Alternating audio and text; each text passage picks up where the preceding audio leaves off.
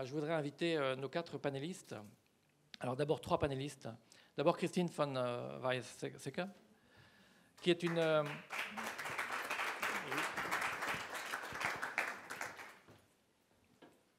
Nous sommes très heureux, madame, de vous avoir à côté de nous. Vous êtes une biologiste, une scientifique, une femme engagée depuis de longues années en particulier sur les questions de biodiversité et des questions en lien et discutées auprès de la Convention de la diversité biologique, la CBD.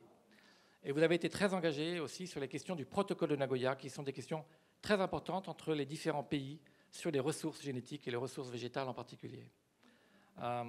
Votre présence ici sur les questions scientifiques et de l'approche du climat et de la biodiversité nous seront très utiles. Je voudrais donc vous remercier d'être là, ainsi que les autres, naturellement. Ensuite, je voudrais inviter Amélie Durin, qui a travaillé pour nous, avec son organisation, que vous présenterez peut-être en quelques mots, sur la question du genre et sur la manière dont les femmes, sur le terrain, sont à la fois les premières victimes des questions d'évolution climatique et de biodiversité, mais aussi créatrices de solutions.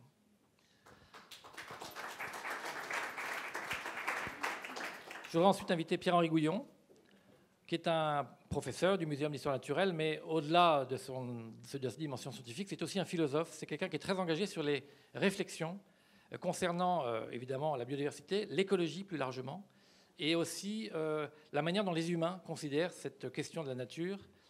Donc ça, c'est pour nous extrêmement important, puisque sur les questions de genre, nous approchons donc, évidemment, le lien entre biodiversité, climat et genre humain.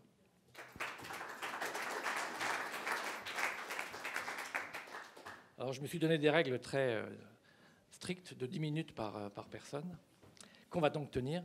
Et madame, je voudrais vous demander déjà quel est votre regard sur les choses, et je vais vous donner un micro si vous voulez, et en particulier sur le fait que très longtemps, on a probablement, parce que nous sommes comme cela les humains, cloisonné les questions de climat, les questions de biodiversité et les questions sociales, mais en fait, vous avez bien une compréhension très holistique, très pluridisciplinaire de ces questions scientifiques.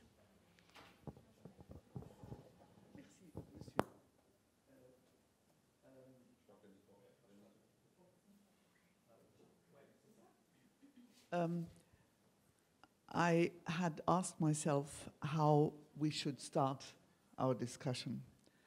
And I take the introduction of the Consul Général, who started with the Earth Summit in Rio in 1992. Because at that time, the Rio process and the Rio principles and the 3 environmental big conventions, the Framework Convention on Climate Change, the Convention on Biological Diversity, and the Convention to Fight Desertification, were thought to be in harmony. And it was a fortunate moment because they were in harmony, so to say, and we have to see whether it is still so. And I'm afraid the different conventions had different fates, different constituencies, and at the end of the day, we're now in the sad phase where conflicts between the conventions do exist and have to be resolved, so that the harmony at the birthplace in Rio 25 years ago was a gift of a fortunate moment. If there should be an attempt to arrive at what everyone says we should consider the 2030 agenda with the Sustainable Development Goals and the climate issue and the biodiversity issue jointly, to address them in a holistic or integrated manner, to provide multiple benefits. This is nowadays hard work and a lot of diplomacy and a lot of underlying, I would even say, philosophical conflicts have arisen. So my first very simple diagnosis is that the Climate Convention went down a more expertocratic way, relying on experts running the show, whilst the Convention on Biological Diversity, since biodiversity has historically grown and has a local context, also a cultural context with the people that live there, has a much more participative approach with many more people involved. And this shows sometimes, and the Climate Convention made it. The media are full of climate. Biodiversity loss, which is as well an existential risk as climate change, is not mentioned so much. And is very often misunderstood to be just about protected areas and nothing else. I have experienced this strongly twice very recently, when people willing to come up with joint solutions.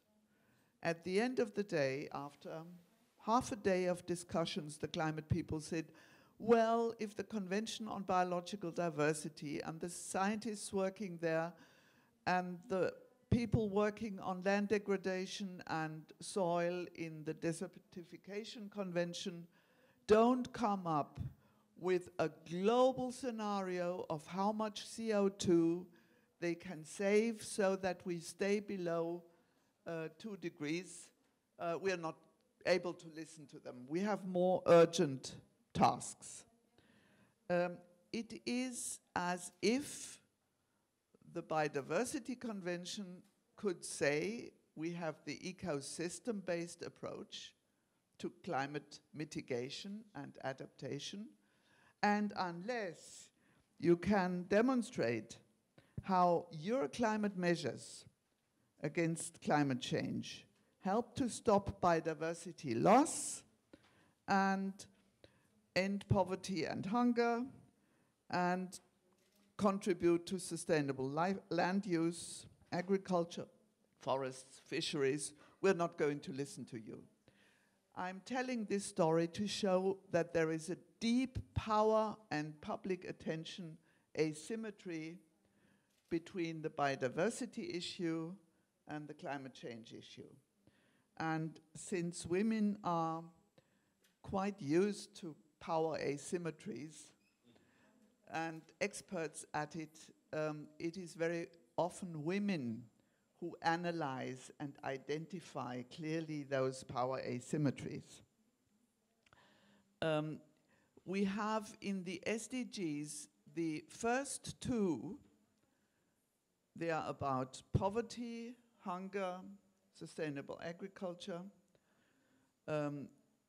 sufficient and healthy food, are clearly immediately linked to the 3 environmental SDGs, 13, 14, 15, meaning climate change, marine life, and life on land. But how to integrate it if there is this asymmetry?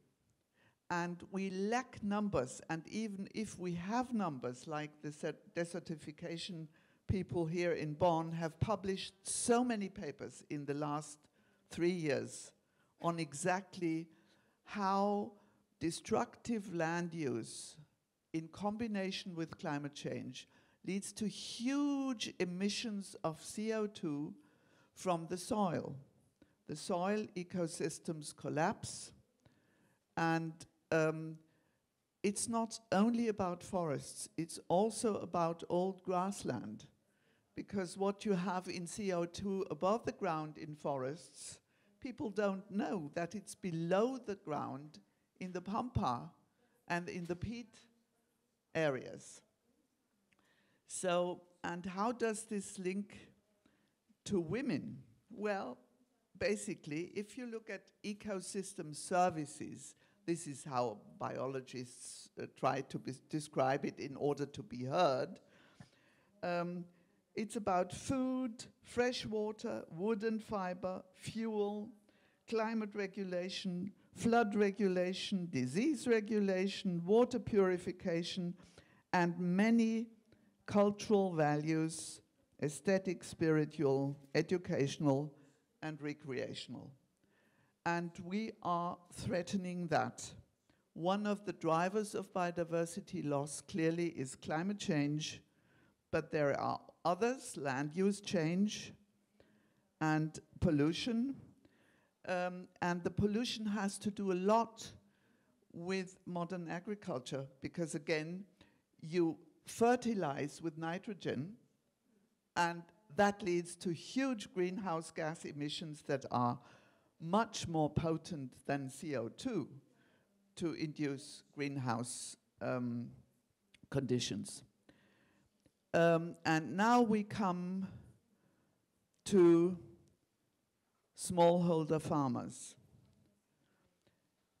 If you look at the effects of the present situation on smallholder farmers, there are studies that show that the people dwelling in the city, middle class and wealthy, their portion of relying on direct ecosystem services is something between 11%, 17% perhaps. Also in countries like Indonesia, Brazil, India. But poor people have rely on direct ecosystem services between 70 and 85%. They cannot buy their way out if biodiversity is being destroyed. On the other hand, and this is where I get away from the victim image,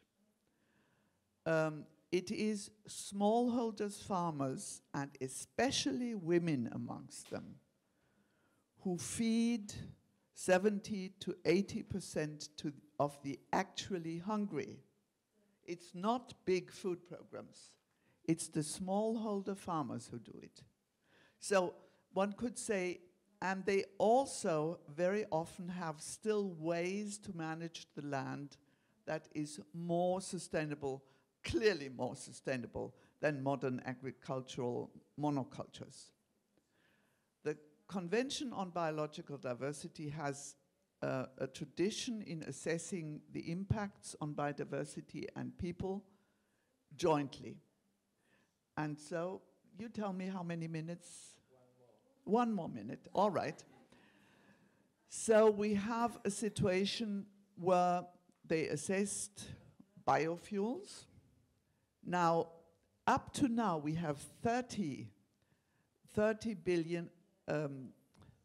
million hectares of land for biofuels. If the climate people have their way to heal the climate situation, and that's when I will stop after that, they go for what is called BECCS, bioenergy-based carbon capture and storage. But then if they calculate how much they would need to have in terms of land for getting below 2 degrees, or even much below 2 degrees, the calculations are quite unclear, but they are 500 million to 6 billion hectares, which means a tenfold at least of the problem, 100-fold perhaps, that we already have for people, women, who don't go into the city. They stay with their children and their elders on the land.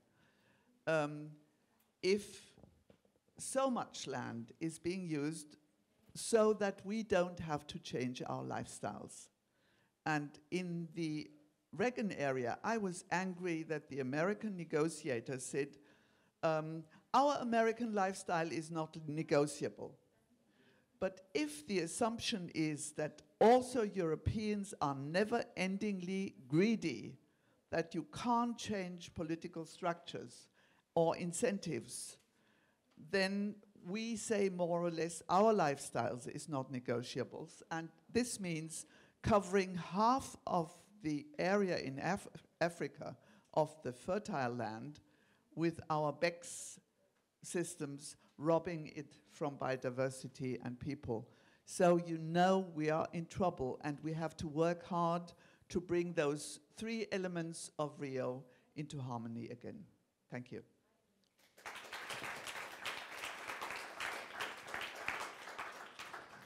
Merci beaucoup, Madame.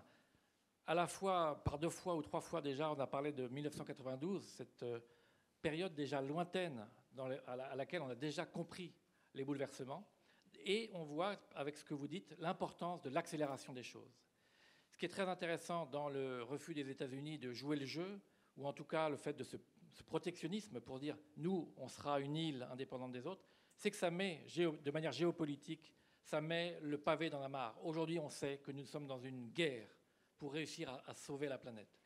Et c'est là qu'on atteint les questions de relation entre les dimensions de la planète et celles de la culture et des gens, et en particulier aussi de notre rapport des sexes aux choses. Et c'est pour ça que je suis très heureux de pouvoir enchaîner avec Pierre-Henri sur cette question. Est-ce qu'il y a des choses là à aller chercher par rapport à cette possibilité qu'on aura d'aller plus vite dans l'évolution ? Oui, bon, d'abord, premièrement, merci de m'avoir invité. Je suis très content d'être là. Je suis très content d'être là parce que je suis agronome de formation, mais spécialisé en génétique. Je me suis intéressé donc aux ressources génétiques et à la biodiversité plus globalement. Et puis, je me suis intéressé en tant que généticien à la question des différences génétiques et entre autres aux différences de genre. Donc, du coup, je suis dans beaucoup de mes sujets de prédilection ce soir. C'est pour ça que je vais essayer de ne pas parler plus d'une demi-heure, mais voilà. Non, rassurez-vous, c'est juste. Donc, je voudrais vous dire que sur la vision qu'on a de la nature, je pense que ça vaut la peine de remonter au siècle des Lumières pour voir un petit peu d'où viennent nos idées. Le siècle des Lumières, au XVIIIe siècle, c'est à cette époque-là d'abord qu'on commence à classer les êtres vivants. Il y avait 2 grands naturalistes dans ce siècle-là qui dominaient les autres. Un Suédois qui s'appelait Linné et qui a démarré les systèmes de classification du vivant sur une image biblique très positive de la nature, même si à la fin de sa vie, il s'interroge sur la somme d'horreurs qu'il faut pour que les équilibres naturels soient maintenus, tous ces animaux qui se font dévorer, etc. Mais enfin, Linné avait une vision très positive de la nature. De ce point de vue-là, d'ailleurs, on peut, à la même époque, mettre Jean-Jacques Rousseau, hein, une nature qui est bonne, et la nature humaine, ça va avec, qui était bonne également. Et puis, d'ailleurs, je travaille maintenant au Muséum d'histoire naturelle.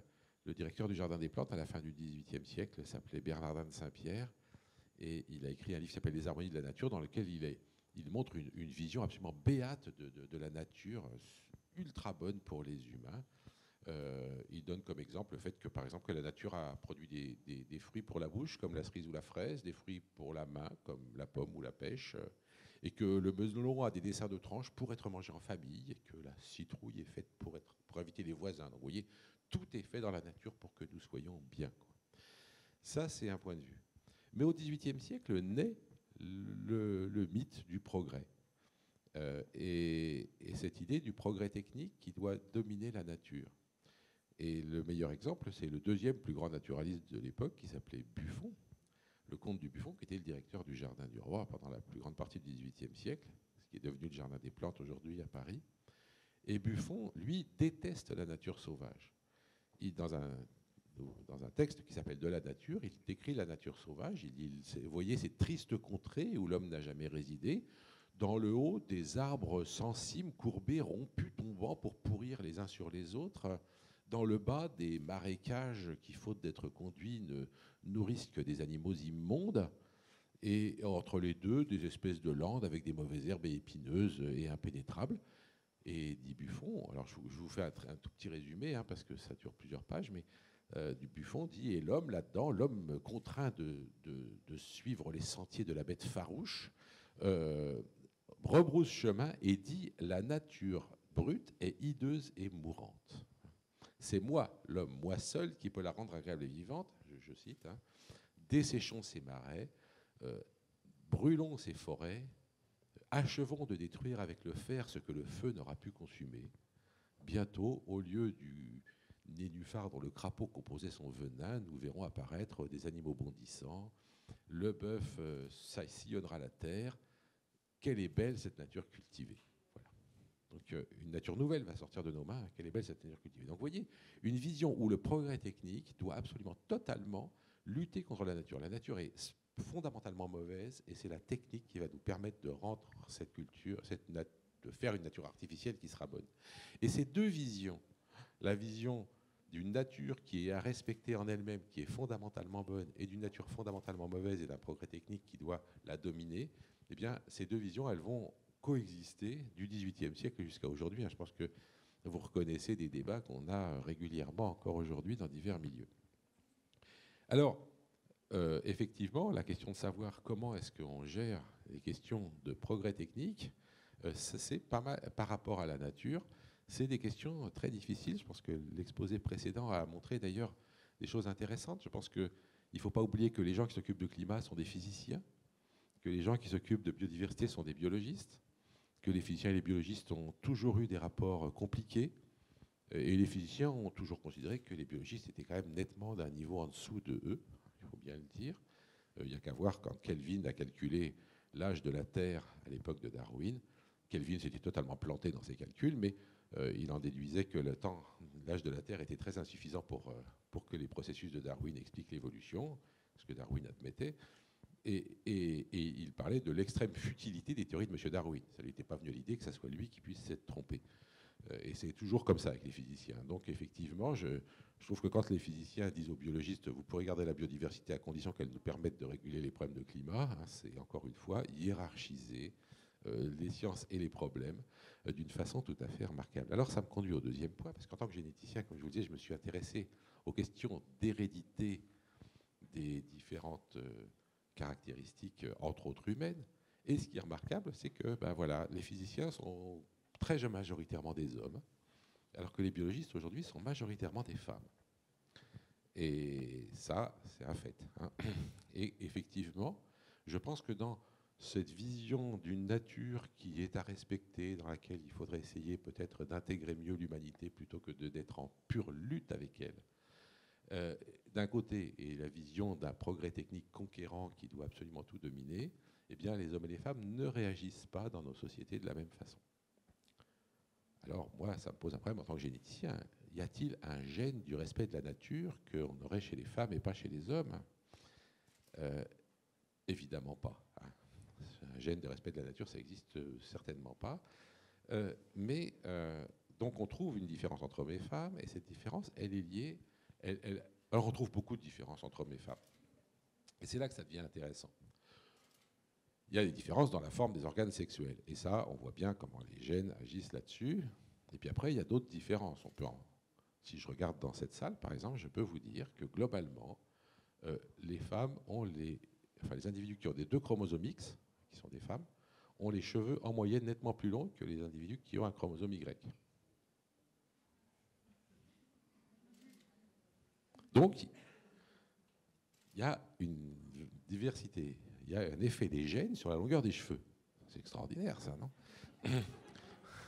Ouais, alors, je voudrais que vous compreniez bien que la génétique, c'est une drôle de science. Elle emploie des mots, d'ailleurs, qui sont malvenus, comme le mot déterminé. Pour un généticien, un résultat comme ça veut dire que la couleur des cheveux, la longueur des cheveux est déterminée par les gènes du sexe. Ça peut paraître curieux au départ, mais en réalité, c'est vrai.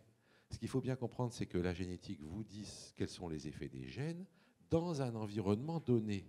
Dans un environnement donné. Si vous changez l'environnement, les effets des gènes peuvent changer.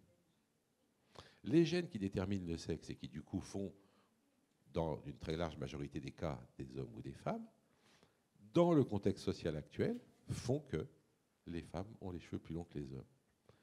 Ce qui détermine la longueur des cheveux, c'est bien les gènes qui déterminent le sexe via tout le fonctionnement social de nos sociétés. Et on sait bien, dans ce cas-là, que si vous changez la société, vous pouvez changer le résultat. C'est-à-dire que les gènes ne détermineront pas la même chose dans un autre environnement. D'accord ?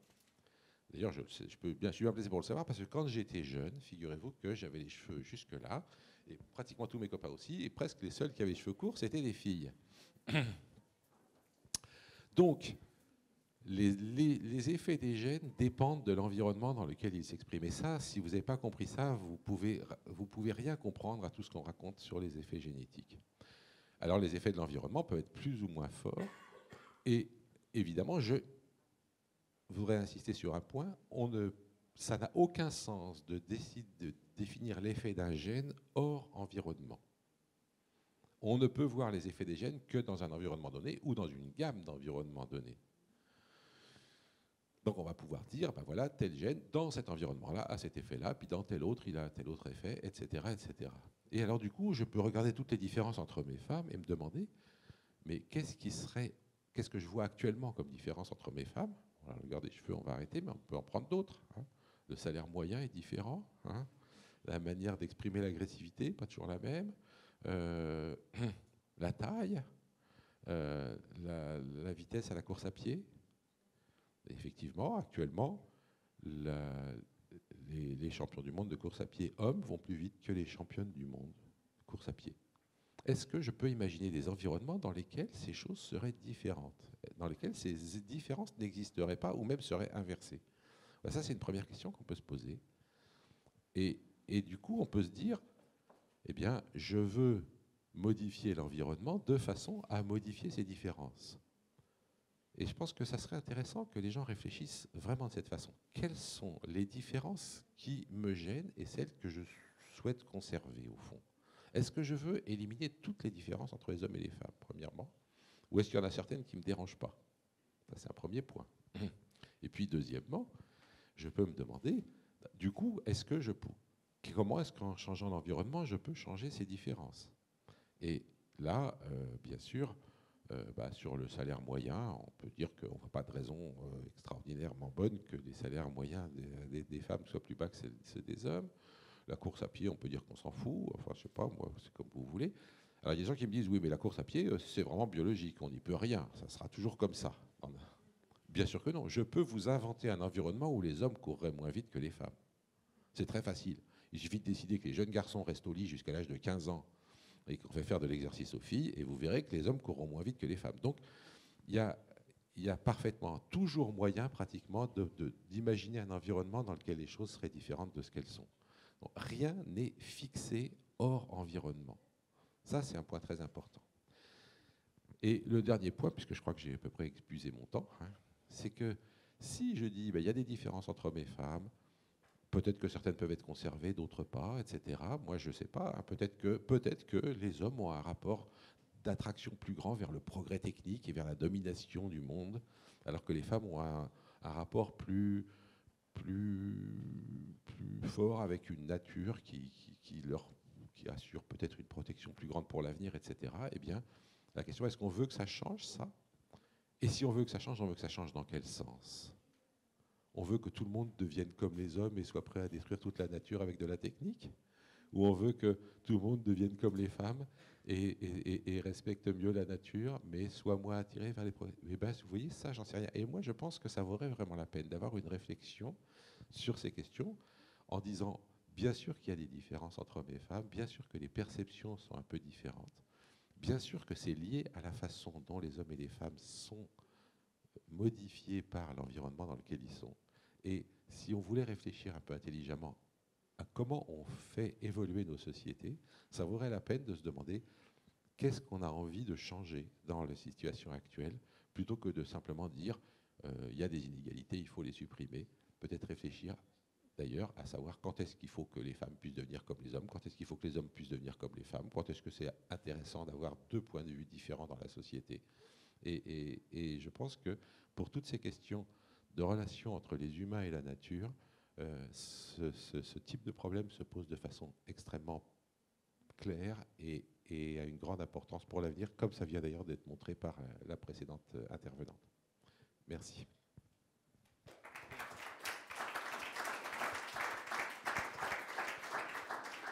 Merci beaucoup Pierre-Henri, c'est passionnant et les deux premières interventions nous montrent combien aujourd'hui on doit en fait réinventer la vision qu'on a, la vision collective qu'on a du monde qu'on souhaite construire pour l'avenir. Alors, en tout cas, à court terme, telle n'est pas la situation de rêver n'est pas là.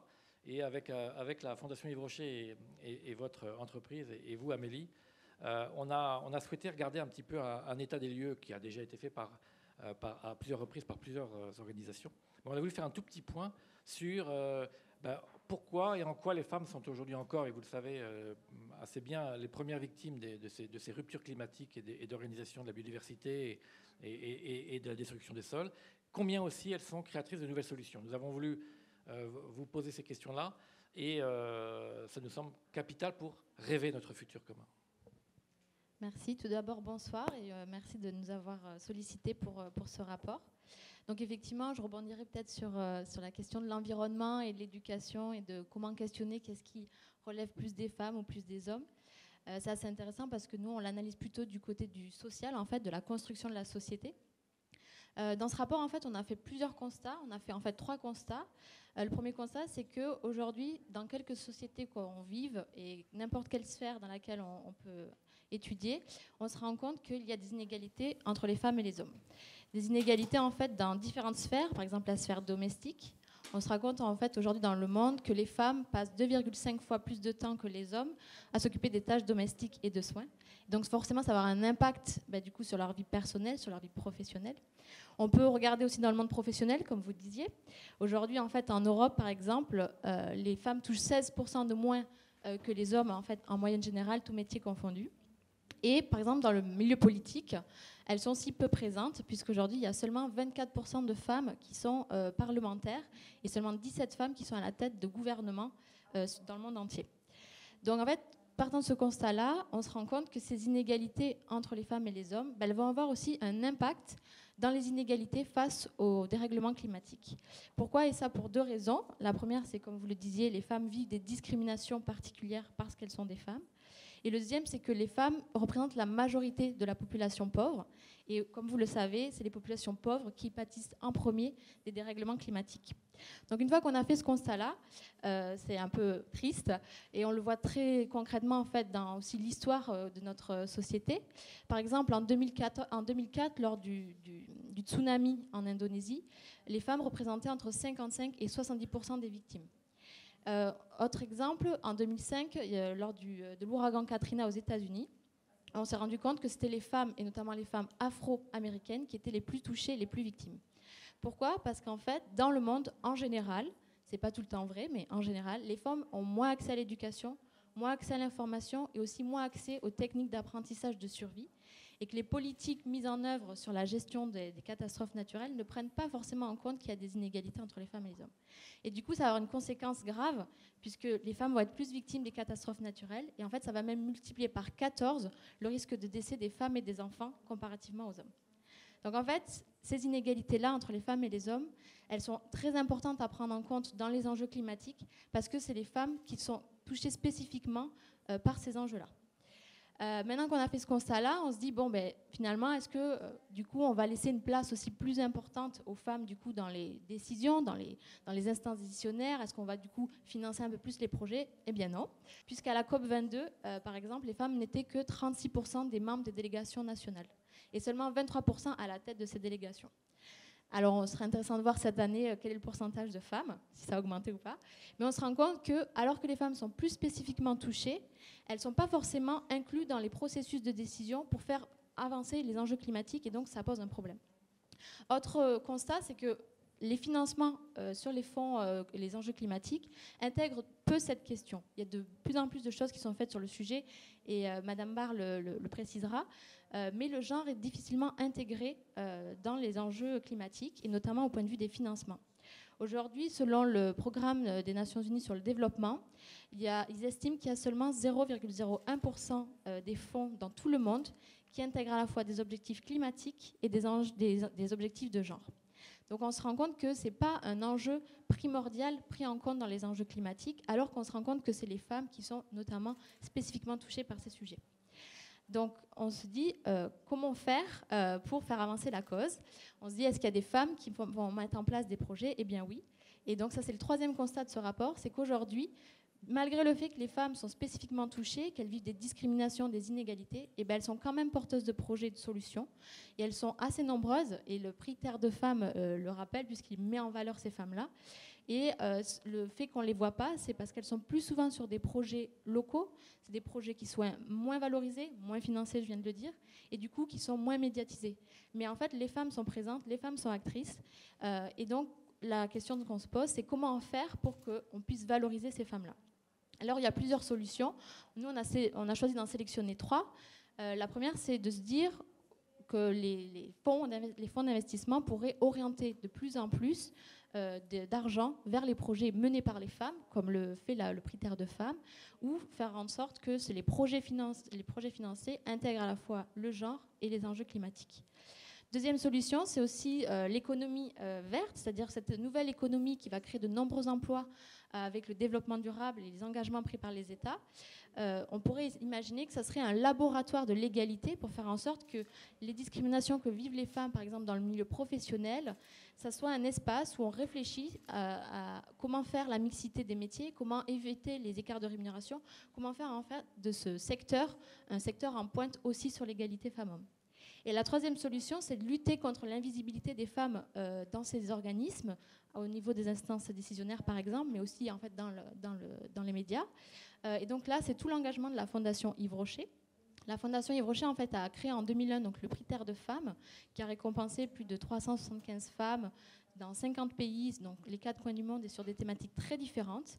Et l'objectif de ce prix, c'est de permettre aussi aux femmes, d'une part, d'avoir des projets qui sont valorisés, qui sont soutenus financièrement, mais aussi de leur permettre de donner une parole, de les valoriser au quotidien, comme le fait la Fondation Yves Rocher, mais aussi à travers le rapport qui a été réalisé, c'est leur permettre d'avoir une parole politique. Et dans ce rapport, il y a 9 portraits de femmes, sur des thématiques très différentes, l'eau, l'énergie, l'autonomie des femmes, l'éducation. C'est des projets qui sont tous importants dans le développement durable et dans la protection de la biodiversité. Et la Fondation Yves Rocher a fait le pari en fait, de permettre à ces femmes de prendre la parole, alors qu'elles ne sont pas forcément là. Et donc, on leur a demandé quelles étaient les recommandations qu'elles aimeraient faire au gouvernement, si elles étaient à la COP23, à la tribune face au gouvernement. Et donc, elles ont toutes pris la parole, elles nous ont toutes dit une recommandation. Les recommandations, elles sont très diverses, elles sont très enrichissantes. Elles nous ont aussi marquées personnellement, puisque c'est aussi des femmes qui changent le monde. C'est d'ailleurs comme ça que s'appelle le rapport. Et donc, il y a des propositions sur à la fois comment intégrer des projets d'agroécologie permettant en fait, de rendre l'autonomie des femmes à la fois économique, citoyenne et politique. Il y a une lauréate, Madame Gross, qui a aussi proposé que les financements soient sur des plus longues durées pour mettre en place des projets de façon plus pérenne et que les financements ne soient pas sur des durées très courtes. Et donc, voilà, plein de recommandations qui sont très intéressantes, très enrichissantes.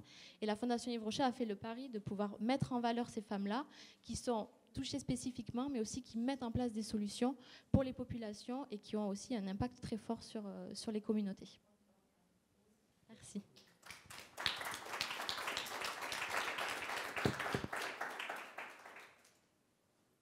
Merci beaucoup. Évidemment, ce rapport est disponible et vous sera donné, ou l'est-il déjà peut-être. C'est très important et ça m'amène évidemment tout à l'heure à une synthèse conclusive par Anne Barr.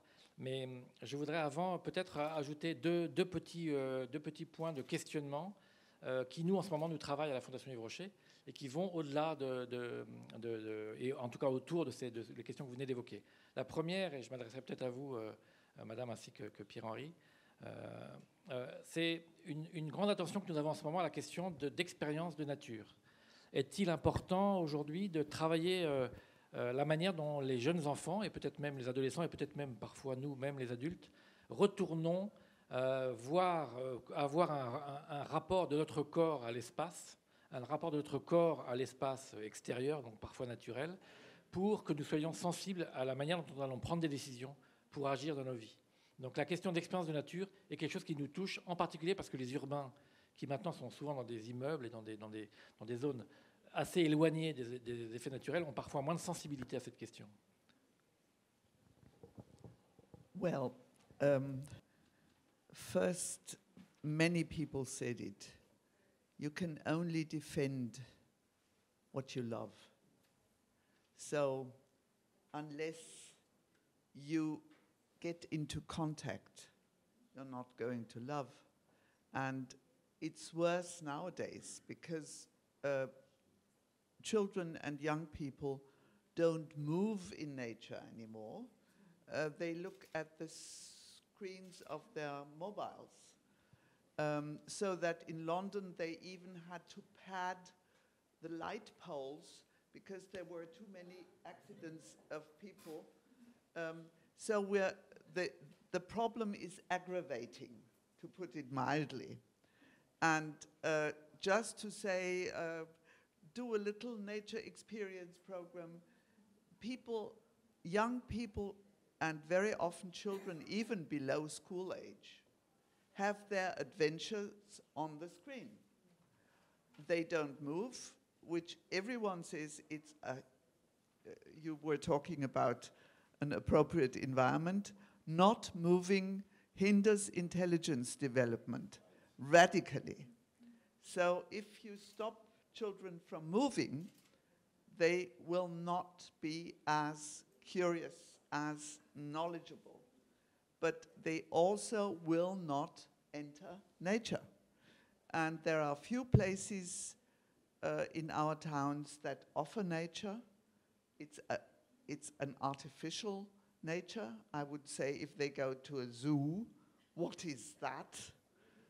If they go to the Senckenberg Museum or the museum here in Bonn, it's dead animals according to classes, not in ecosystems even.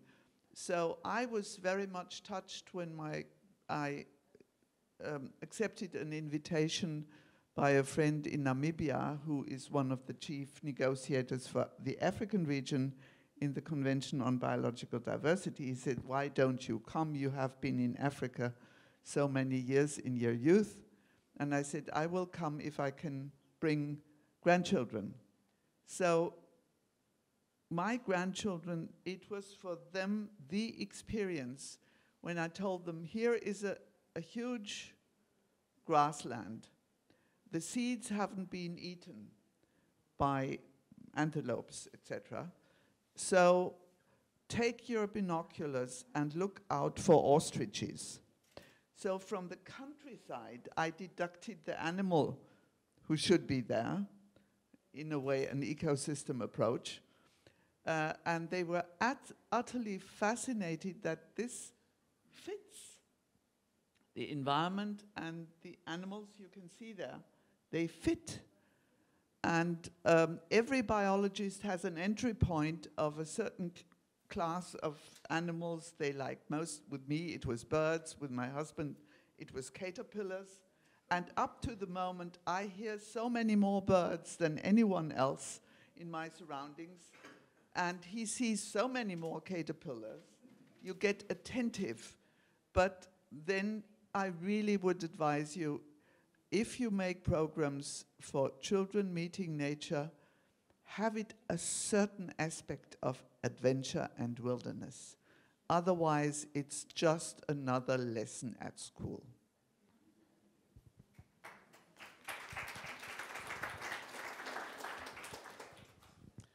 Well, I will answer. Pardon, je peux répondre rapidement à ta question. Mais je peux poser une question aussi, moi? Ouais. Je pense. Bon, on sait effectivement que le fait que des enfants soient exposés à la nature et des expériences positives dans la nature augmente leur tendance à s'occuper de la nature ensuite. Et c'est vrai que c'est pour moi extraordinairement préoccupant de voir la façon dont on éduque les enfants à l'heure actuelle. Je voudrais vous dire toujours sur ces histoires de gènes et d'environnement qu'il y a un film qui s'appelle Bienvenue à Gattaca en français, Gattaca in English, très bon film que je recommande à tous sur les dangers d'un monde où la génétique prendrait trop de pouvoir. Et ce film a été projeté dans des salles et puis après il y avait un débat et j'ai été invité plusieurs fois comme ça dans des débats. Et du coup, les gens me demandaient, mais alors, est-ce qu'on est déterminé par nos gènes ou par notre environnement? Alors, je leur faisais un peu plus long ce que je vous ai raconté tout à l'heure, mais sur le fait que les gènes et l'environnement interagissent, et que donc il y a rien qui est déterminé que par les gènes ni que par l'environnement. Et un jour, il y a un gars au fond de la salle qui lève la main à la fin. Il me dit, mais alors, si je comprends bien, les gènes et l'environnement sont aussi importants les uns que les autres pour déterminer ce qu'on est. Je dis, oui, en gros, on peut dire ça comme ça. Et il me dit, mais alors pourquoi est-ce qu'on est tellement inquiet dès qu'on change un gène et qu'on fait n'importe quoi avec l'environnement sans s'en soucier? Et je pense que c'était une très très bonne remarque. Hein, si jamais je vous disais que je vais changer les gènes des enfants, tout le monde crierait à l'horreur, à l'eugénisme, le nazisme, etc. Et toi le premier.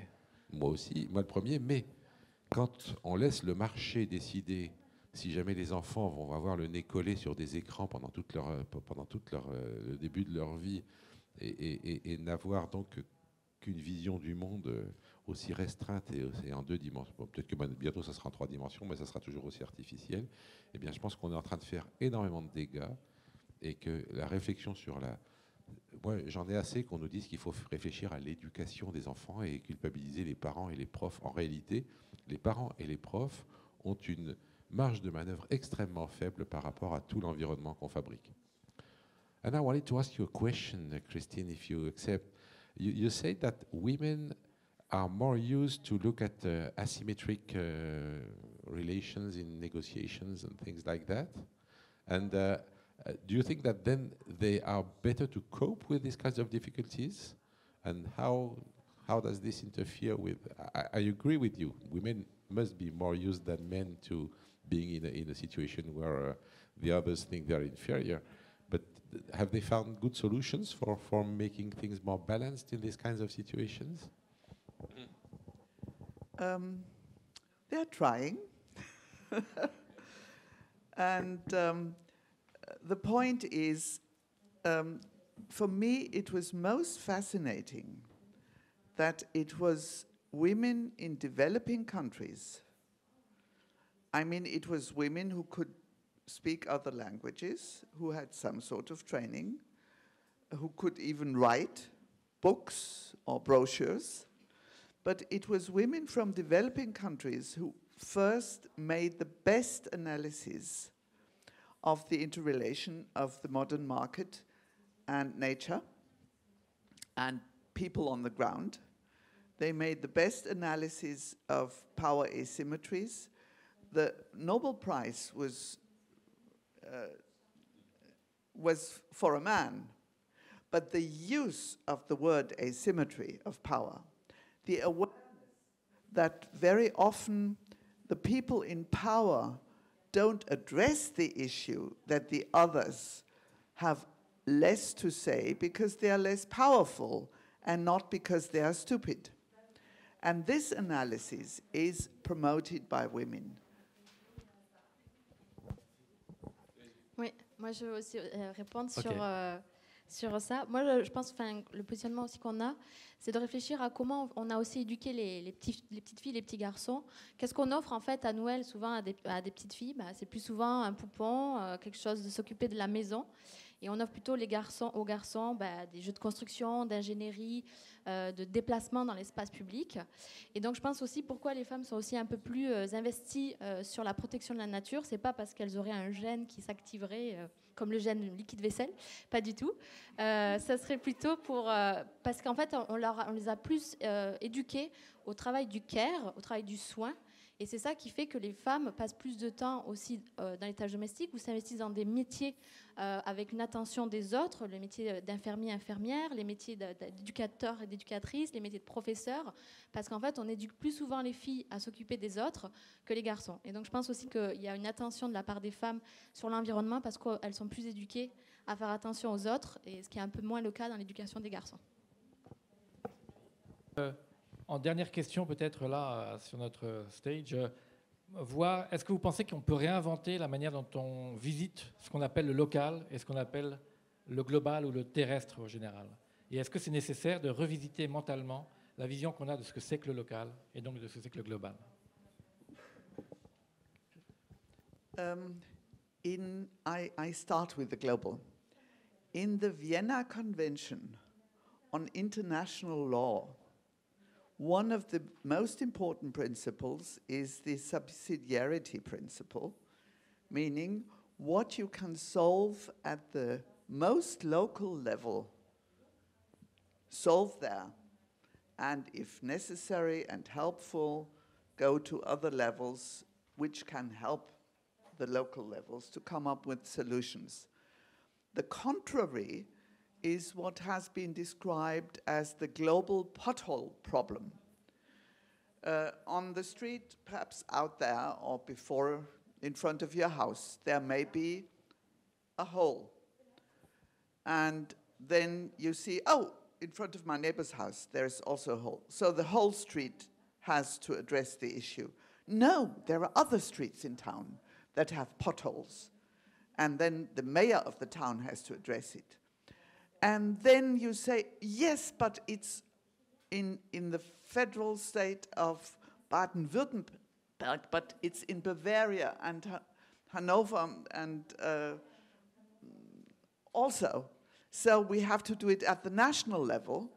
And then the developing countries say, yeah, and then the EU, of course, says, every problem also is an EU problem. And then developing countries say, yes, but we have more potholes than you have, and let's fix the pothole problem globally. Instead of going out and filling the pothole quickly, and then have the town fix it.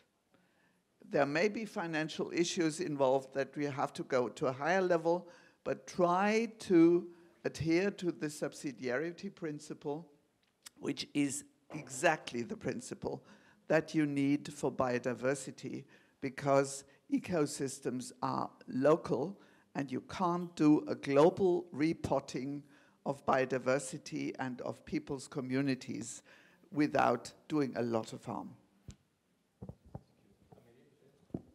Moi, du coup, je vais raccrocher au genre et à l'égalité femmes-hommes. Par rapport au local et au global, on se rend compte que les femmes qui sont porteuses de projets sur les enjeux climatiques, elles sont plus porteuses de projets à un niveau local très petit, avec un impact communautaire plus fort, alors que les hommes sont plutôt sur des projets de grande envergure, des projets qui sont d'ailleurs plus souvent financés. Moi, je pense que ce qui est intéressant, je reprends la recommandation de Swad Aznou, qui a été lauréate du prix Terre de Femmes, qui a fait dans le rapport Celles qui changent le monde, une recommandation en disant la compétence et le savoir-faire des femmes, il existe, notamment en Afrique, parce qu'elle intervient au Maroc, dans la région du Rif. Et elle dit, maintenant, ce qui est important, c'est que les gouvernements prennent en compte ces savoir-faire, ces compétences, pour les faire participer, pour les intégrer dans les processus de changement globaux. Et je pense que c'est ça aussi tout l'intérêt des femmes qui sont porteuses de projets, c'est qu'elles interviennent sur du local, mais ce local, il a un impact fort pour les communautés. Maintenant, c'est au gouvernement de se saisir de ces compétences, de ces projets et de ce qui est déjà mis en place pour engendrer quelque chose de plus global. Merci beaucoup. Nous voilà à un moment donné où je ne peux pas m'empêcher, puisque vous parlez des lauréates de femmes, de dire que nous avons dans la salle quelques lauréates. Et je voudrais, juste avant, madame, que vous fassiez la conclusion, les inviter à me rejoindre, parce que je trouve que ça vaut vraiment le coup. Vanessa Mantini, qui travaille, s'il vous plaît, please, qui travaille, et a eu une idée géniale, c'est de faire que les enfants aillent à l'école. Venez, Vanessa, comme. Non, j'ai juste une seconde. Non, reste là. Voilà, Vanessa travaille, je ne vais pas lui laisser la parole tout de suite, mais elle travaille sur le fait que les enfants puissent aller à l'école à pied, conduits par des parents qui se mobilisent pour emmener plusieurs enfants et avoir une expérience de nature. Et je trouve que c'est extrêmement fort parce que c'est une idée toute simple, mais qui a des résultats tout à fait impressionnants. Je voudrais aussi appeler Eva Gross. Eva Gross est aussi une lauréate de femmes qui travaille en Afrique sur la préservation des animaux, mais en fait pas pour la préservation des animaux, pour la préservation des animaux et de la manière dont les humains vont être en relation avec ces animaux. Et puis enfin, nous n'avons pas Sylvia Merle, qui je crois vient d'avoir un bébé, ou c'est tout à fait proche. Et nous avons Anna et Renia qui sont là et qui la représentent. Et elle travaille aux Philippines sur... Peut-être venez, Anna Renia. Et elle travaille sur à la fois la plantation d'arbres et aussi l'emploi d'handicapés pour faire une activité économique autour des meubles et du bois. Et donc je trouve que nous venons de parler d'action de terrain et de la transformation du monde, et qu'il était tout à fait légitime que ces femmes remarquables, absolument exceptionnelles, qui ont une énergie farouche pour transformer le monde, soient aussi mises à l'honneur. À la fin de la conclusion et tout à l'heure, nous pourrons aller voir votre projet. C'est un petit peu bête de vous faire venir, ça fait un peu potiche, mais c'est en tout cas pour moi très important que vous soyez visibles et que vous puissiez ensuite tous aller les interroger tout à l'heure. Donc je vous remercie beaucoup.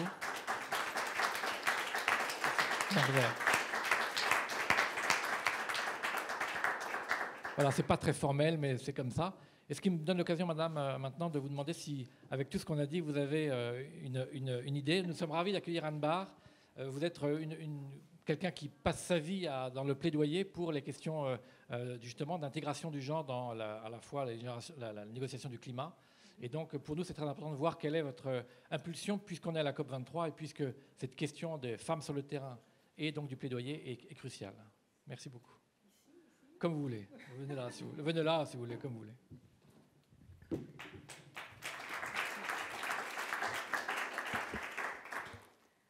Bonsoir à toutes et à tous et merci à la Fondation Yves Rocher pour son invitation.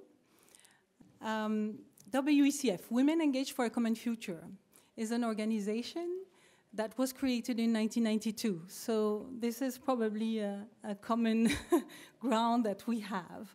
And that the reason why we were created was to make this link between sustainable development and gender, which is not understood by a lot of people and which needs still education. But I think we have had tonight a very good education about this, and I wouldn't have the pretension to make a synthesis of what was said. More important to me is to explain to you what is the role of WECF in the UNFCCC and here in Bonn.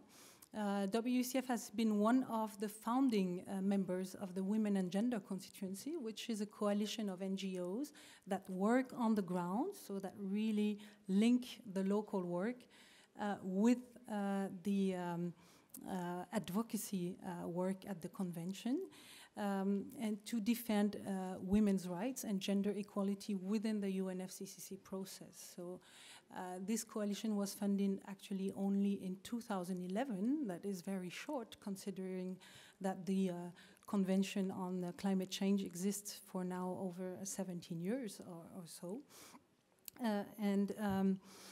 It's really our work to try and show how these solutions that some of them have been talked about can make a difference in what we want to achieve. And we have to remember that what we want to achieve is try to limit the rise in temperature to 1.5 degrees, which is absolutely vital and crucial for small island countries, for example, like Fiji, who will preside this convention this year. If we go above 1.5 degrees, these lands will disappear. These countries will completely disappear. How can gender equality make a difference? That is also something that today is probably not recognized. Well, because, as you have said, women care so much for the food and the water and providing all what children and the population need. They also take care of the biodiversity and protecting the biodiversity and the territories.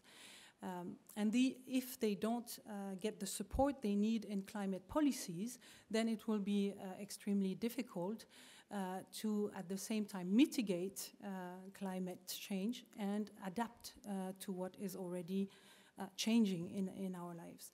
So our work is to show what is being done on the ground, and there are multiple projects that are actually conducted by women, it is true, and they can be in agriculture, they can also be in technical, like, for example, renewable energy. In Georgia, for example, WECF has worked a lot on training women on these technical projects and solutions, like solar panel and so on.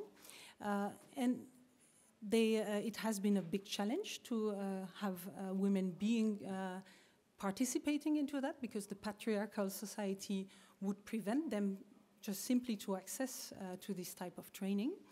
And then it's not only to show that these solutions exist, but the question is about how do you make these solutions make a difference globally? And so it is true that most of the time you will solve the problems at the local level, but the problems are global today. So there is interaction between the different territories. And so you need to link all these solutions into a sort of big network of solutions. You have to upscale, basically, these solutions. So that is the type of work that we do. We want to show that by integrating the dimension of gender, the gender approach, so understanding how gender inequalities prevent half of the population, half of humanity, to act for the climate. By showing this and by integrating gender into all aspects of the climate convention, we can link the different solutions and we can really upscale them. That is to say, make sure that they are going to have a real impact at the global level. So help reduce our emissions, help keep the temperature at a very lower level than 2 degrees, so 1.5, and in the same time help population to reach climate resilience, so to adapt to what is being changing. So I want to give you a few examples of how we act. The Women and Gender constituency works, of course, in the negotiations, but I don't want to enter into the very technical and bureaucratic language of negotiations. We also have worked on educating the people to understand what are the different links between gender and climate change.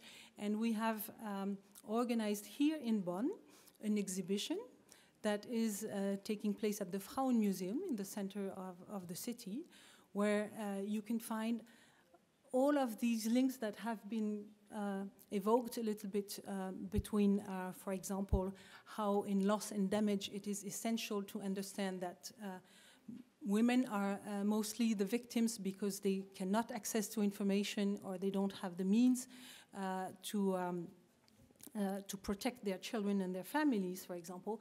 So when you make a climate policy on loss and damage, you have to think about the type of measures that you could do to address these inequalities and prevent that climate change is going to even make these inequalities stronger.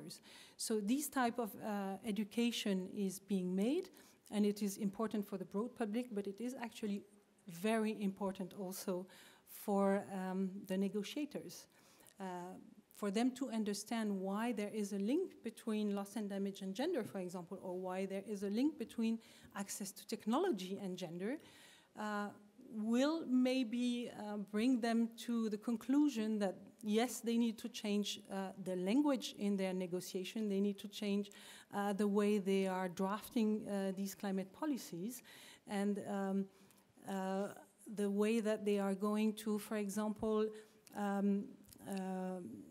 link the finance availability. Sorry, it's not always easy to find the word when it's not your mother tongue. But how to link, for example, climate finances and gender. And so if you target at some projects that do not integrate gender, so for example, that are big infrastructure that might bring a lot of CO2 reduction, but do not bring any social co-benefits, then you are forgetting a very important part of the solutions. And the fact that, for example, on the territories, you will have many men that have been obliged to migrate because they have to find a job somewhere and to bring in some revenues. And on these territories, those who leave and stay are the women, like Mrs. von Weizsäcker was explaining.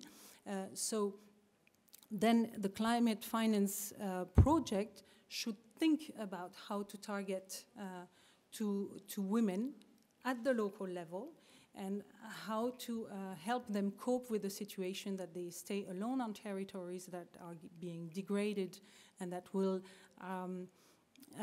need a lot of work to be restored.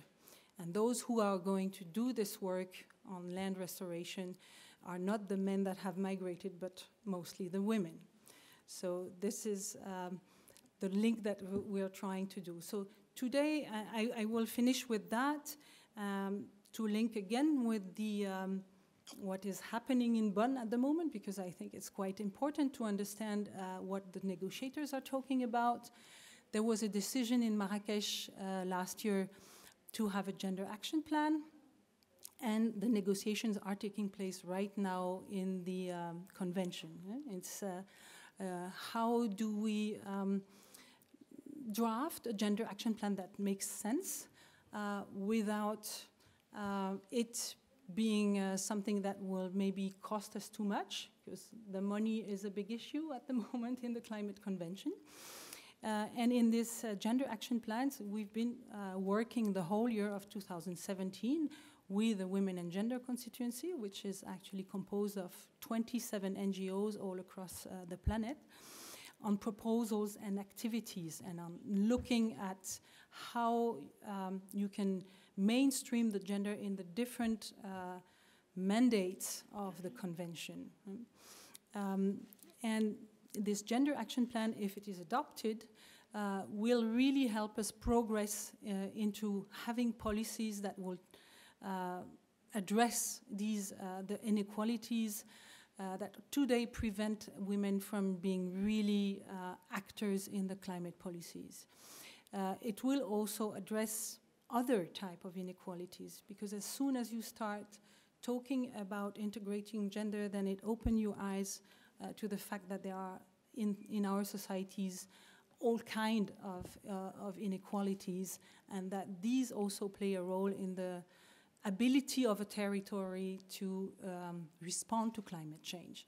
So that is a very important step of the convention, and we do hope that the states, the parties that are negotiating at the moment and that apparently want to have this gender action plan adopted will be ambitious enough to have it integrate activities and result-oriented objectives and goals, so that our climate policy is now open towards what is happening at the local level, and how this local level and dimension is actually crucial to solve the problem at the global level.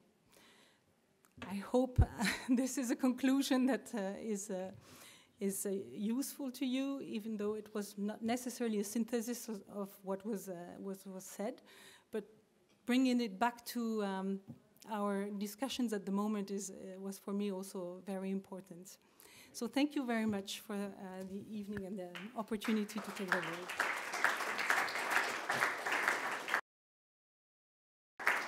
And I invite you to come to the Frauen Museum for the 2 weeks we have this exhibition, so there you can have much more information. Thank you very much. It's absolutely fascinating. And I'm sure you could have some questions. Then please don't hesitate. It's a great opportunity to have some sharp answer. Yes? Quelle serait, à votre avis, vous quatre, la carotte économique que l'on pourrait présenter auprès d'un certain nombre de ces grands propriétaires économiques pour, plutôt que de laisser les femmes à l'heure actuelle faire des opérations locales qui sont certes extrêmement louables et qui ont de forts impacts au niveau local, mais pour les pousser à avoir d'une façon intéressante, économiquement pour eux, le fait que les femmes puissent être à l'égal des hommes et puissent avoir une plus grande part économique au plus haut niveau. Comment les motiver en ce sens? Je pense que c'est justement cette vision qui, à mon avis, doit changer. C'est-à-dire que on a vécu ces dernières décennies dans une vision de big is beautiful. Donc tout ce qui est immense, tout ce qui est très grand, à grande échelle, c'est ça qui va changer les choses. Cette ère-là a un peu la vie dure en ce moment, et on se rend compte que les très grandes échelles, les immenses projets sont extrêmement coûteux. On peut prendre l'exemple du nucléaire, qui est un bon exemple, une production d'électricité énorme, mais qui nous oblige à avoir un réseau de distribution très coûteux, et puis la construction même d'une centrale nucléaire et ensuite son démantèlement, un coût faramineux. Donc finalement, pour se retrouver avec un coût du kilowattheure produit par l'énergie nucléaire, beaucoup plus élevé, si on compte bien tout, que le coût du kilowattheure photovoltaïque. Et le photovoltaïque, qu'est-ce que c'est? De la micro-solution finalement, hein, des micro-panels sur un ensemble de toits de maison ou de bâtiments. Donc finalement, le local est ce qu'on attribue aux femmes, les petites choses locales. Voilà, les femmes, elles font les petites choses bien, super bien. Eh bien, peut-être que, en fait, cette échelle locale, en la mettant en réseau, en la reliant, en la connectant, c'est celle-là qui va nous permettre d'aboutir à une solution globale qui sera beaucoup plus intelligente, beaucoup plus adaptée à la variété des environnements, des écosystèmes et de nos sociétés, que les grosses solutions extrêmement coûteuses, qui sur le moment sont plus impressionnantes parce qu'elles apportent des résultats immédiats peut-être plus grands, mais qui finalement, si jamais il faut transformer les choses parce qu'il faut constamment s'adapter dans notre monde, hein, on est dans une évolution permanente, vont nous coûter beaucoup plus cher. Voilà, ça serait ma réponse à votre question. I would like to add a short quote. This is a quote about agriculture, but also in the energy sector, there is something that is called perverse subsidies. And in the agricultural sectors, I have the number. About 1/3 of agricultural production is subsidized, and approximately 85% of the total amount of agricultural subsidies can be found in OECD countries, meaning developed countries. And now comes the important sentence. About 2/3 of direct farm subsidies are estimated to be perverse, meaning that they are harmful to the environment as well as to economic development in society and coherence of communities. This is a study done for the Convention on Biological Diversity on stopping perverse subsidies. But these perverse subsidies very rarely are sort of looked and scaled down to the local ground. You always talk about billions or Milliarden in German. And it's a fascination because modern economics tells us that there are economies of scale, meaning the larger factory will be producing better than a small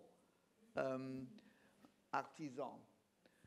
And that means unless, at the moment also in the climate context, they are talking billions. And this is one of the reasons why I came here, although it's a long trip from the very south to here, because those foundations, not like Bill Gates, with all the criticism about philanthropic capitalism, but small foundations who are subsidizing small projects on the ground and thus creating what I would call a diversity policy, because not only in biological systems do you have biodiversity, but also diverse solutions can come together and solve a problem. It's not necessarily the billions and billions invested in one big scenario. And so there is a real split in the political approach to solving this severe problem. I've seen countries like Ethiopia I've spoken to farming communities there. It's really severe. But the question is whether you do it in so and so many tons of CO2 and so many billions, or whether you really specify, because only if you specify will you have what is called co-benefits, meaning all sorts of benefits in different fields, and you add them, and that's much different from solving one problem only, which is temperature. Because at the end of the day, it's not only finances that have been dominated by males, but also technology. And I've come from 2 conferences with different approaches. Some people say, we can't change behavior, therefore we have technological fixes and have all sorts of geoengineering. If they stop it for some reason, for instance, the sulfur in the atmosphere, then within 5 years, we will have a rapid temperature increase, which is much worse than what we see now. So they have to pretend that humans don't fail in this endeavor. But we know humans failed. So we know males failed in their assumptions. We know that the economic system failed very strongly. Nobody had predicted it, and they don't even really know how to mend it. Thank you.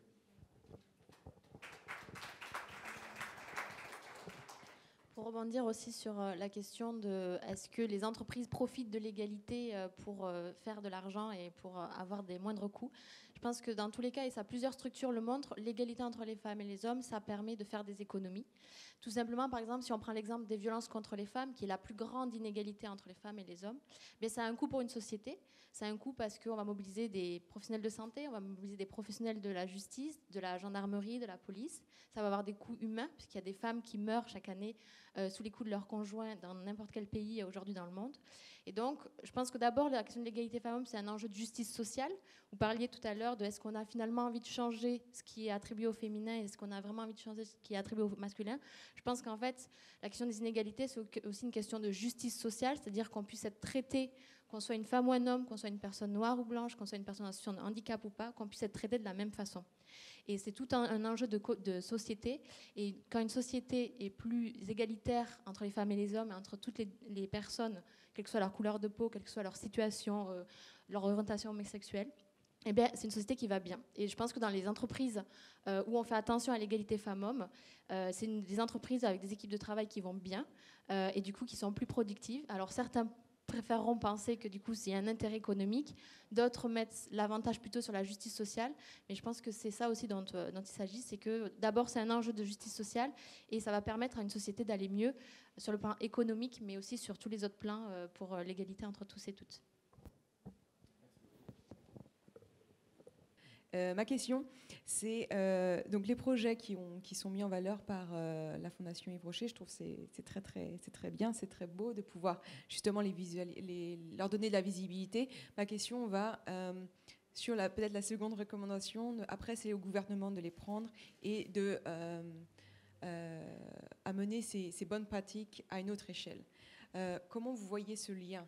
Parce que je pense qu'il y a une étape qui manque, il y a quelque chose qui manquerait. Les gouvernements ne vont pas juste prendre un projet comme ça. Comment scale up ces projets pour que c'est peut-être par réseau, comme vous mentionnez, mais quelles seraient des possibilités justement pour que ces projets qui sont innovateurs, qui ont vraiment un impact, puissent avoir un impact, mais à une plus grande échelle ?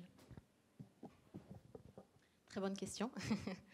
Je pense que tout l'intérêt, ce que je montrais aussi dans le fait que les femmes étaient peu présentes dans les instances de décision, notamment sur les enjeux climatiques, je pense que c'est là que le lien se fait, c'est-à-dire qu'aujourd'hui, il y a des bonnes pratiques qui existent, mais elles ne sont pas valorisées, ou en tout cas pas autant que ce que ça devrait être. Et je pense que si les femmes investissent à la même hauteur que les hommes les instances décisionnaires pour faire remonter, d'une part, les problèmes que vivent spécifiquement les femmes face au dérèglement climatique, mais aussi toutes les bonnes solutions et toutes les bonnes pratiques qu'elles mettent en avant. Je pense que du coup, il y aurait peut-être une prise en compte en fait, de ces enjeux-là, de ces bonnes pratiques-là, qui permettrait en fait aux femmes de pouvoir parler de ce qui existe.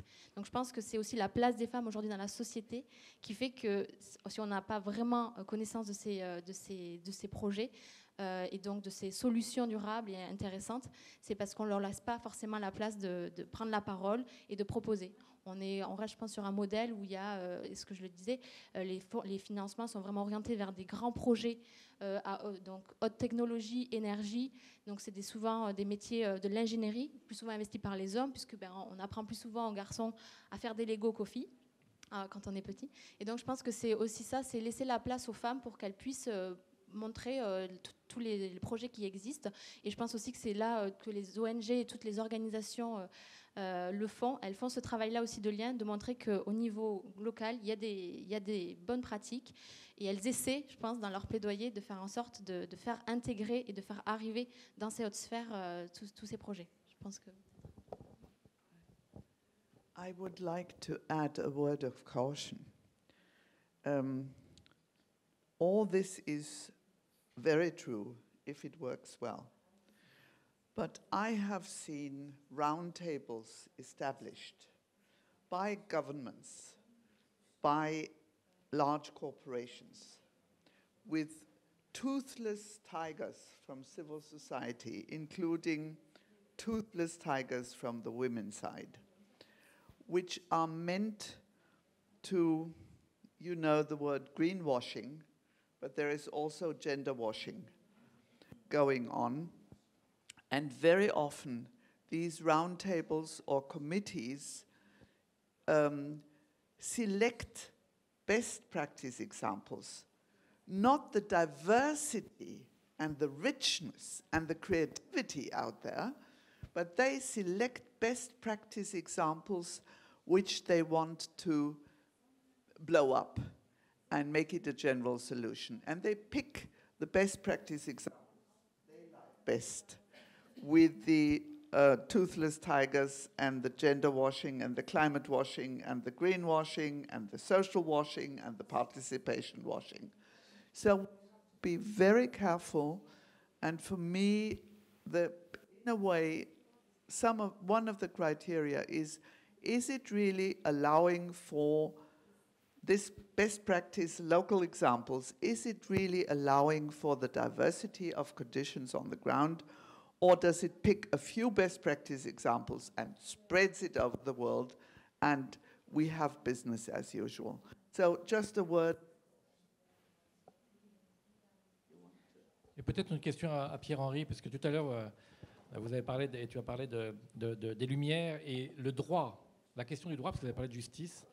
Le droit a été, avec les codes civils, à la fois d'ailleurs en Allemagne en 1896 et puis aussi dans les droits français, par exemple, il a été un droit qui est très rationnel, qui a voulu se calquer sur le droit de la nature et sur la rationalité à la Buffon. Est-ce qu'aujourd'hui, avec la réouverture de ce qu'on pourrait appeler le droit naturel, avec les questions d'intersexualité, justement, est-ce qu'on n'est pas en train, et puis aussi avec le fleuve maori qui a été considéré comme une personne morale et juridiquement ayant une autorité, est-ce qu'on n'est pas en train de fragmenter des états juridiques passés et d'ouvrir un potentiel ?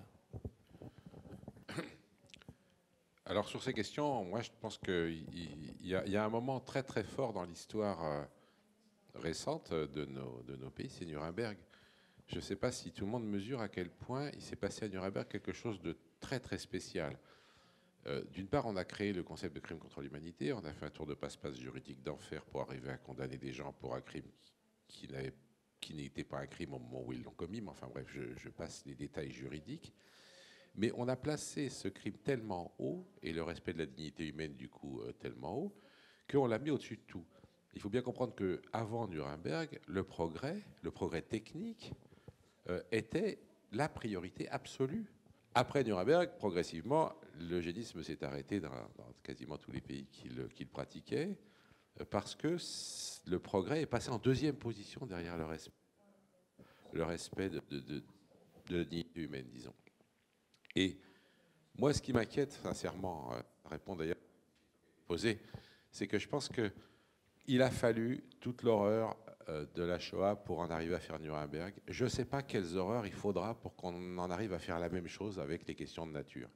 Un jour ou l'autre, il faudra mettre en place l'idée de crime contre la nature, ou appelez ça comme vous voudrez, mais il faudra qu'on y vienne.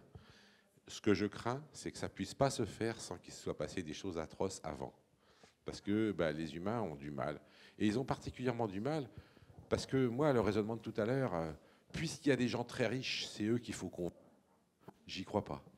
Les gens très riches, ils s'occupent que d'eux. Et même si jamais à la marge, vous arrivez à obtenir des petites améliorations parce que de temps en temps, ça les arrange, et moi, je ne crois pas que ça marchera. Et je pense que le problème, c'est qu'il faudra arrêter d'accepter que ce soit seulement les gens très riches qui décident de ce qui se passe à l'échelle de la planète et à l'échelle de l'humanité.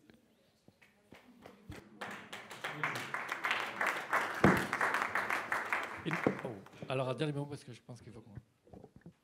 Très rapide. Je pense qu'il faut quand même payer un tribut aux climate warriors qui sont venus manifester à je crois, une cinquantaine de kilomètres de Bonn et qui justement ont montré les dégâts que causent mines de charbon et autres sur notre terre, sur les sols, sur notre environnement.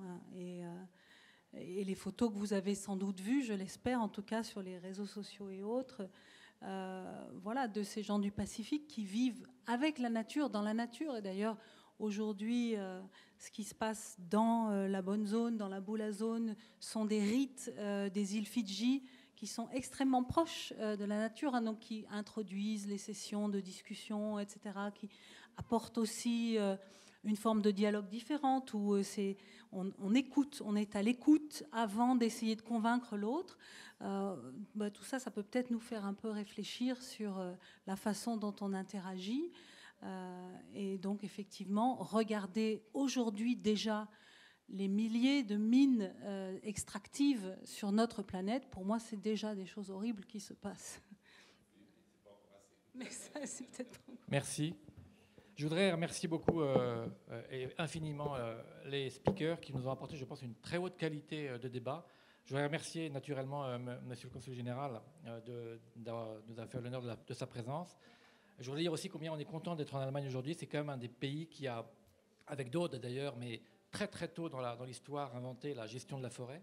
Il a aussi été très fort dans la question des aspects juridiques. Donc je pense qu'on est tout à fait là où il faut pour inaugurer de nouveaux échanges et de nouvelles actions sur le terrain. Et je vous propose de conclure aujourd'hui et d'aller rencontrer les lauréates à l'extérieur autour d'un petit cocktail qui devrait nous restaurer. Encore merci à tout le monde.